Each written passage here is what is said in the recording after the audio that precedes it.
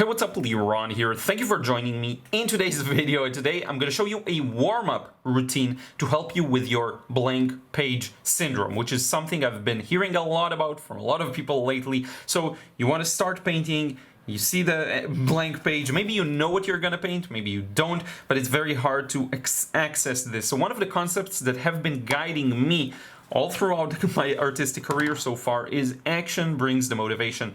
And sometimes all you have to do is get started. Now, how do you get started?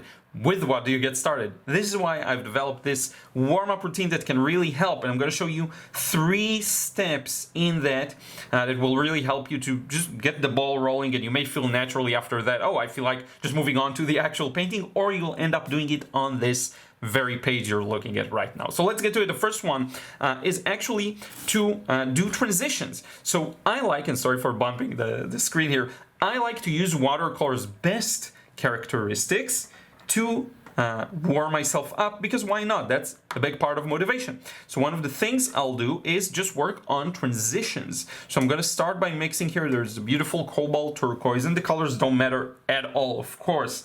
But what I enjoy doing is putting in a bit of paint, and I'm using a lot of water here, so you can see on my palette, and then bringing in a different paint and just letting the 2 paints meet. And this just shows you how beautiful watercolor can be, and if you work it correctly and you get to see a bit of the 2 individual paints, it's just great fun. Again, one of my favorite features of watercolor is that smooth transition. If you can play up that factor of painting, you may find yourself really enjoying yourself and just kind of, you know, looking at the paint, letting it do what it does, enjoying, you know, connecting different shapes together. And I think that's just a great way of warming up. One thing I will mention is I like to do warm and cool. So I'll do both this kind of a beautiful blue that's relatively cool, I guess. And then next to it, I'll put this beautiful yellow. For example, this is yellow ochre, or maybe even my more usual and typical kind of nickel azo yellow, or Indian yellow, or, you know, whatever you want. But doing these smooth transitions, and you can do just one from one color to another, or you can do this patchwork, I find is very useful for just moving past that, you know, initial fear. You just put shapes of color and let them mix and enjoy what watercolor does. Okay, now the second thing, it kind of relates to what I said about staring at it, is to stare at it. So here's what I like to do. I'll mix a bunch of paint and look at how much it flows on my palette, right? Look at how much it moves. That's how you want it to look, to give yourself time. Yeah. So what I'll do is just put this shape, whatever it is, doesn't matter what it is, and just look at it. And this not only warms you up, but it builds your confidence, because now you can look at it and you can even tilt the paper and look at it in the light and see how wet it is, right? And then while it's still wet, let's just get darker paint, and I don't care what color it is. I don't even care how much darker it is. Just get it darker, less movement on the palette. Just do this, and look at what we have here. I'm going to hold it up close to the camera. Look at this beautiful pattern, right? The way the paint spreads out. Just look at it, because a lot of times we have pressure. You know, you need to continue to wash, continue painting. We don't need any pressure here. In fact, let me reverse them and start with this color here. Just like that. Maybe go ahead and just take some water from your water bucket and put the water in. And just observe what happens on paper. A big part of painting beautiful watercolors is to be very observant of what the paint already does very naturally on paper, and kind of work with that, right? And let it do its thing. That's a big part. Recognizing beautiful effects that were created while you were so busy worrying about things that maybe aren't as important, right? And already I'm like, okay, I'm gonna sculpture this kind of like a cityscape. Maybe this is a church. You see, I'm starting to put in some details, and then you can start reading it as abstract shapes or whatever you want to do, right? I like to start building upon these negative painting, negative spaces, right? Maybe there are a bunch of rooftops here, and maybe they're on a hillside, and then maybe if we get a bit of dark paint there, we can start pouring it under those rooftops to put some shadows underneath them. And without even trying, you kind of go and do something with it, right? It doesn't have to be anything beautiful. It probably will not be, but the key here is to look at it, right? Just let it do its thing. Go back to it. I call it wild sessions. There's actually a section in my frustration-free watercolor on just that. Look at this shape, starting to dry, who cares? Let's put some water in and let it move and flow down into this shape below. And observe what's going on. I cannot stress this enough. Take a few moments and really observe what's going on paper. Go ahead, like this. Let the paint lead you. Right? By this time, I'm dying to get started on a real painting. But let's do another one. And this one is a great way to practice techniques, but that's not even the goal. So the goal here for me is to just warm up with, again, watercolor's best features. And what's one of watercolor's best features? And let me use a bit of a different color this time, maybe. Let's use a bit of that Perylene red. What's one of watercolor's best features?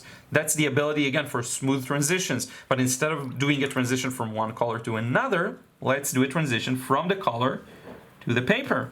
So you come back with a wet brush and look at what happens here. It moves the color. You do the same thing in a different spot, right? Just come back with some water and see what happens. What will happen if we come back with a damp brush, not a super wet brush, just damp? What will happen if we come back with tons of water and just put that in, right? And just see what happens to the edges, because this is such a satisfying aspect of watercolor. You can even go through the shape like this. Let the paint move, right? And grab a bit of water and let it move down with gravity, or maybe up against gravity, and see how these two affect the way it looks, right? But by this time, I'm like, okay, I have to paint something, and then maybe it's gonna be like an abstract shape, so I'll end up like painting a box or something silly like that. Maybe I'll do, you know, one side is gonna be mid-value, another side is gonna be a little darker, and then maybe I'll have like a nice little cast shadow here, and already you can kind of see this as a shape. Maybe I'll design the top part of the box with negative shapes, right? I'll do this, get rid of that.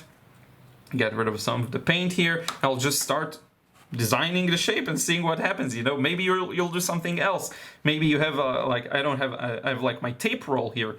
Maybe the inside of the tape roll is gonna be like this, and then on the other side we're gonna have a shadow here. And look at what happens. I already kind of designed a weird shape, but it is a shape nonetheless. Can you see? Can you see this as a masking tape roll? Does it work?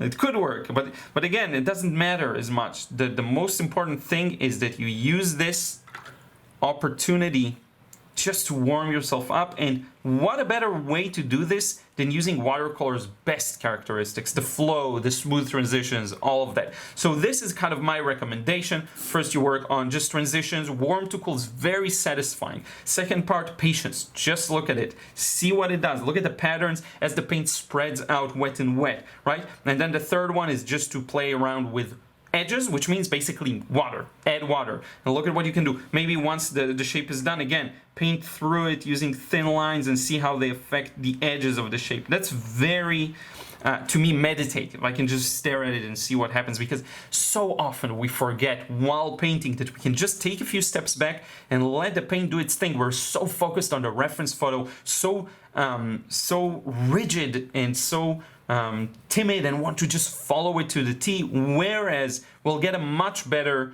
result if we commit more to a fun process that involves the best characteristics of watercolor, and let that process inform the result rather than trying and struggling so hard to get to a specific predetermined result, which is almost impossible most of the time. So I hope you enjoyed this one. I hope it gives you something new to work with. Again, transition, look at it, and then edges. And lastly, if you want to learn how to let go, enjoy the painting process more, if you still haven't checked out my frustration-free watercolor course, the link is going to be in the description box below. It's huge for that. That's the thing it deals with, enabling you to let go while painting. So that's that. There's also going to be a link to the drawing course, to the new Patreon tier. If you want to get your paintings critiqued by me, you can do that there, to the books, to everything else you want to find. I want to thank you so much for watching. I really appreciate it. Leave a comment and let me know your thoughts, and don't forget to subscribe if you still aren't, and I will see you in the next vid.